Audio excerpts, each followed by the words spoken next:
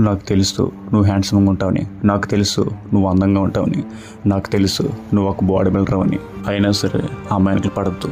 In case ఆ అమ్మాయిని వెనకలు పడ్డా సరే అక్కడి నుంచి ఎస్కేప్ అయిపో. ఎందుకంటే ఇట్స్ ఎ ట్రాప్. నీ ఎమోషన్స్, నీ టెంప్టేషన్స్, నీ థాట్స్ అన్నీ కూడా కంట్రోల్లో పెట్టుకో.